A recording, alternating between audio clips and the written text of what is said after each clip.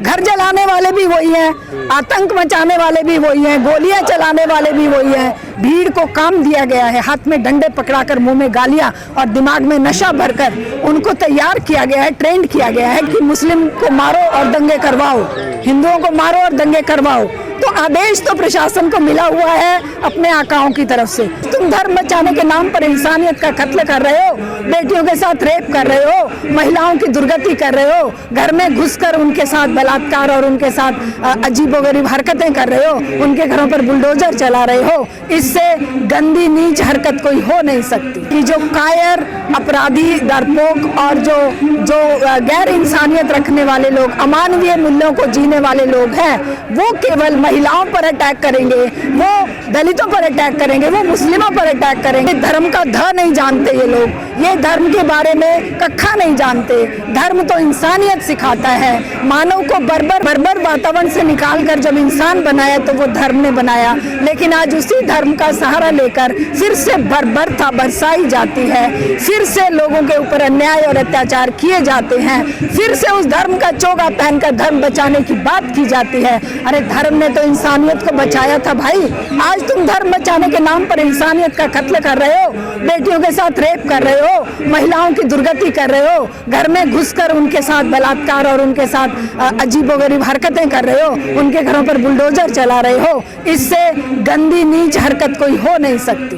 क्या वजह है फिर जब भी कोई धार्मिक त्योहार आता है, शोभा यात्रा निकलती है, तो इस तरह की खबर आती है कि घरों में तोड़फोड़, हिंसा, सरकारी प्रॉपर्टी को जलाया जाता है?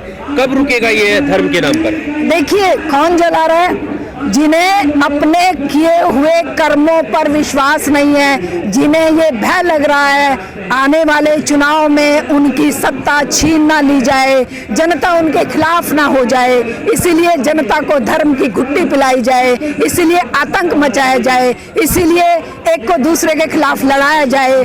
घर जलाने वाले भी वही हैं, आतंक मचाने वाले भी वही हैं, गोलियां चलाने वाले भी वही हैं, क्योंकि कोई भी माइनॉरिटी, विश्व इतिहास गवाह है, कभी भी माइनॉरिटी किसी भी उपद्रव को करने से पहले 10 बार सोचती है। उसको पता है कि वो संख्या में कितने हैं, वो कभी भी किसी उपद्रव को इनिशिएट नहीं करते हैं। उनको इंस्टिगेट किया जाता है, उनको उकसाया जाता है, किसी को आके गालियां दी जाती हैं धार्मिक यात्राओं के नाम पर, क्योंकि वो उकसाएंगे नहीं तो इस बेरोजगार भीड़ को काम दिया गया है, हाथ में डंडे पकड़ाकर मुंह में गालियां और दिमाग में नशा भरकर उनको तैयार किया गया है, ट्रेंड किया गया है कि अब तुम हमारी वोट की राजनीति का सिलसिला चालू करो, जिससे कि आने वाले इलेक्शन में लोगों को हम ये बता सकें कि अगर हम नहीं होंगे तो ये मुसलमान, ये दलित, ये क्रिश्चियन तुम्हें खा जाएंगे, हिंदू राष्ट्र को बर्बाद कर देंगे। इसीलिए ये इंसानियत का कत्ल करने के लिए, अपनी कुर्सी बचाने के लिए इस तरह के अपराधों को, इस तरह के हरकतों को अंजाम देते हैं। और वो बेचारे युवा जिनकी जिंदगी बर्बाद हो जाती है, जेलों में वो सजाएं काट रहे होते हैं, उस समय फिर ये तथाकथित जो ये बजरंग दल, आरएसएस, हिंदू महासभा या फलाना ठिकाना, ये सब उनसे पल्ला झाड़ लेते हैं। और वो बच्चे कौन से होते हैं? वो गरीबों के, दलितों के बच्चे होते हैं, वो गरीब बच्चे होते हैं जिनको नो डिटेंशन पॉलिसी एग्जाम में बिना पढ़े पास करके 9वीं में बाहर फेंक दिया जाता है, फिर उनके हाथ में डंडे पकड़ा दिए जाते हैं, 500-700 रुपए जेब में डाल दिए जाते हैं और उनकी जिंदगियां बर्बाद कर दी जाती हैं। फिर ये दल कहते हैं हमारा इनसे कोई लेना देना नहीं है, ये तो हमारे संगठन का हिस्सा है। गोपाल मिश्रा मारे गए, देखिए जो ब्राह्मण। देखिए ऐसे तो वो आर्यन भी मारा गया है, मारे तो जाएंगे, अब भाई उसके साथ घुन भी पिसेगा, ये जरूरी नहीं है। वो जैसे मुनव्वर की वो गजल है ना कि आग जले लगेगी आग तो कई घर जले। हाँ, एक अकेले मेरा मकान थोड़े ही है। तो मिश्रा भी मरेंगे, आर्यन भी मरेंगे, दीक्षित भी मरेंगे, दलित भी मरेंगे, सब मरेंगे। आपने ये कहा कि माइनॉरिटी समझदार है और ये इतिहास रहा है कि माइनॉरिटी ने कभी हमला नहीं किया, लेकिन आरोप तो मुसलमानों पर ही लगता है कि पत्थरबाजी होती है शोभा यात्रा। देखिए पत्थरबाजी करने का काम भी उन्हीं में से। अब मान लो कुछ लोगों को ये कह दिया जाए कि तुम पत्थर मारना, तुम्हें एक पत्थर के 500 रुपए मिलेंगे। गरीबी से जूझते हुए लोग किसी भी तरीके से अपने आप को बेचने को तैयार हो जाते हैं। वही लोग एक आपने एक आई थी तमस करके एक मूवी आई थी, हिंदू पाकिस्तान इंडिया पाकिस्तान जब सेपरेट हुए, उसमें एक जो वो कसाई होता है वो रात को घर नहीं आता, उसकी बीवी और माँ जब परेशान होती हैं तो सुबह वो डरता डरता आता है और सो जाता है, तो देखता है 9-10 बजे से कि अरे यहाँ दंगे कैसे हो रहे हैं, बोले किसी ने मंदिर के आगे गाय काट के डाल दी, ओहो वो सर पीट लेता है। दूसरी तरफ ये इधर दंगे क्यों हो रहे हैं, बोले किसी ने मस्जिद के सामने सुअर डाल दिया, वो सर पकड़ के बैठ जाता, कहता ये दोनों काम तो रात को मैंने ही किए थे, मेरे से ही करवाए थे, और एक ही बंदा था जो दोनों काम करवाने के लिए मुझे पैसे देके गया, और मैं क्योंकि मेरे बीवी को बच्चा होने वाला था, मैं उस दर्द में कि मुझे पैसा चाहिए था, मैंने ये दोनों काम किए, और ये मैं गुनहगार हूँ इन दंगों के लिए। तो ये गुनहगार एक ही आदमी होता है, वो आदमी होता है जो मुसलमानों को भी इंस्टिगेट करता है, जो हिंदुओं को भी इंस्टिगेट करता है, दंगों को फैलाकर सत्ता को अपना सुरक्षा देने के लिए इन लोगों की ये हरकतें और मैम चलती ये हैं। सब कुछ जैसे ये कुछ चीजें ऐसी सामने आती है कि प्रशासन की मौजूदगी में यात्रा निकल रही है, जब प्रशासन वहाँ पर मौजूद है तो फिर कैसे कोई व्यक्ति दूसरे धर्म का झंडा उखेड़ने चला जाता है, मीनार पर मस्जिद पर हमला बोल देता है, क्या प्रशासन की कोई जवाबदेही नहीं? हाँ, प्रशासन की जवाबदेही है ना, वो सत्ता के प्रति है, मोदी के प्रति है, योगी के प्रति है, जनता के प्रति थोड़ी है। टैक्स पेयर के पैसे से तो तनख्वाह लेंगे, लेकिन उनकी जो जवाबदेही है वो केवल सत्ता के प्रति। सत्ता ने आदेश दिया कि मुस्लिम को मारो और दंगे करवाओ, हिंदुओं को मारो और दंगे करवाओ, तो आदेश तो प्रशासन को मिला हुआ है अपने आकाओं की तरफ से, और वो आका चाहते हैं कि प्रशासन जो है जर खरीद गुलाम की तरह हमारे केवल आदेश का पालन करे, जनता मरे या जिए। बेटियों की सुरक्षा के लिए पुलिस कहाँ चली जाती है?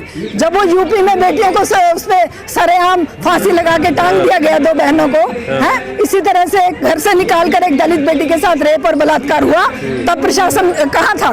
तब प्रशासन नहीं आता है। वो प्रशासन तब आता है जब कहीं दंगे करवाने होते हैं, तो दंगों को प्रोटेक्शन देने के लिए दंगाइयों को प्रोटेक्शन देना है। दंगाइयों को प्रोटेक्शन देने के लिए पुलिस प्रशासन, कचहरी, थाने, जज तक भी, जज ने अभी कहा ना, कर्नाटका के एक जज ने कह दिया कि किसी मस्जिद में जाकर मुस्लिम विरोधी नारे लगाना कोई अपराध नहीं है, शर्म से कोई अपराध नहीं है, डूब के मरने की बात है। भावनाएं आहत नहीं हो सकती। हाँ, इससे भावनाएं आहत नहीं होती है। मतलब इससे बड़ी शर्म की बात क्या होती है एक धर्मनिरपेक्ष देश में, एक धर्मनिरपेक्ष देश के संविधान को, जिसको कि लोग कहते हैं कि भाई हमारा संविधान सर्वोपरि है, संविधान की शपथ लेकर ये जो जज हैं ये जाते हैं, संविधान की शपथ लेकर ये नेता जाते हैं, लेकिन करते क्या है? ये संविधान विरोधी काम करते हैं, जनता विरोधी काम करते हैं, केवल पैसा और सत्ता इनके जीवन का उद्देश्य है। जनता को कीड़े मकोड़े भेड़ बकरियों की तरह ये मारेंगे, उनका बलात्कार करेंगे, बेटियों का उनकी हत्याएं करेंगे, उनके जीवन को ये किसी गिनती में नहीं समझते। ये समस्या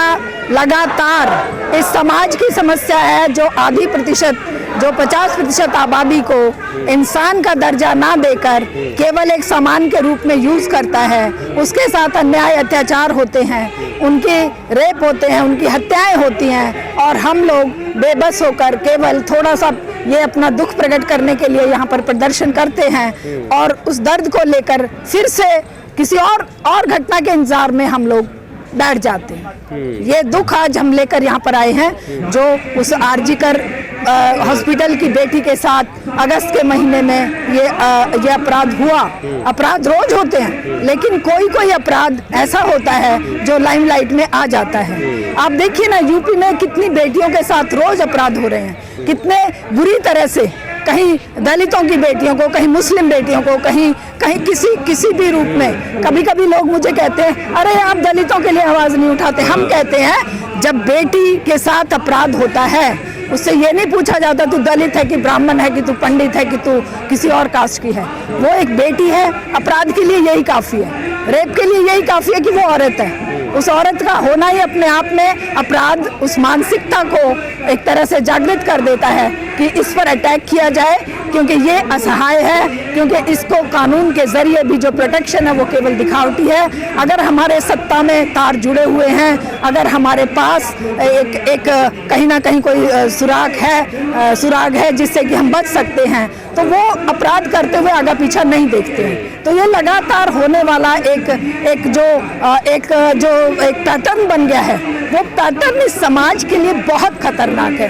वो पैटर्न उत्तर प्रदेश में उत्तर प्रदेश को अपराध के मामले में जो सूची है वो सबसे पहले नंबर पर पहुंच गया है, लेकिन दिखाया जाता है कि योगी सरकार में अपराध मुक्त यूपी हो गया है। क्यों नहीं दिखाएंगे? उनके ऊपर लांछन नहीं लगेगा? वो लोग जो संत का चोला पहने हुए हैं, संत का चोला पहनकर जो बुलडोजर न्याय करते हैं, जो एनकाउंटर करवाते हैं, जो बेटियों की हत्याएं और रेप करवाने के बाद उनको जिंदा जला देते हैं, ऐसे लोगों को शर्म नहीं आएगी जब उन्हें ये पता चलेगा कि भाई अपराध, वैसे भी एनसीआरबी के आंकड़े देखो तो यूपी जो है सबसे ऊपर है अपराधों की इसमें। लेकिन ये जो भगत जन है ये फालतू में बकवास करते रहते हैं कि यूपी जो है अपराध मुक्त हो चुका है और योगी ने अपराधियों को ठिकाने लगा दिया है, लेकिन ये झूठ है, ये फरेब है और ये केवल दिखावा है। पर मैम, जब महिलाओं पर अत्याचार की बात आती है तो फिर वो मामला कोई सा भी हो, आपने रेप की बात करी, इसके अलावा भी प्रताड़ना का सामना करता है। अभी हाल ही में जो बहराइच में हुआ है उसमें भी महिलाओं को के साथ काफी दुर्व्यवहार हुआ है, घरों में घुस करके तोड़फोड़ की गई है। जो पुरुष लोग हैं वो तो भाग जाते हैं, लेकिन महिलाओं पर अत्याचार हुआ है, क्या कहना? देखिए, जब कोई कायर समाज होता है ना, किसी समाज के विकास का या किसी समाज के उन्नति का क्या मापदंड है? उसका ये मापदंड है कि उस समाज की बेटियां, उस समाज का कमजोर तबका, उस समाज के वो लोग जो एक लेवल से नीचे हैं, वो अपने आप को सुरक्षित महसूस करते हैं या अन्याय या अत्याचार का शिकार हैं। तो ये इस समाज की, खास करके यूपी के समाज की एक कहानी कहता है, एक उनका जो कच्चा चिट्ठा है वो खोलता है कि जो कायर, अपराधी, डरपोक और जो गैर इंसानियत रखने वाले लोग, अमानवीय मूल्यों को जीने वाले लोग हैं, वो केवल महिलाओं पर अटैक करेंगे, वो दलितों पर अटैक करेंगे, वो मुस्लिमों पर अटैक करेंगे, वो और ये सब क्रिश्चियनों पर धर्म की अटैक आड़ में हो रहा है मैम।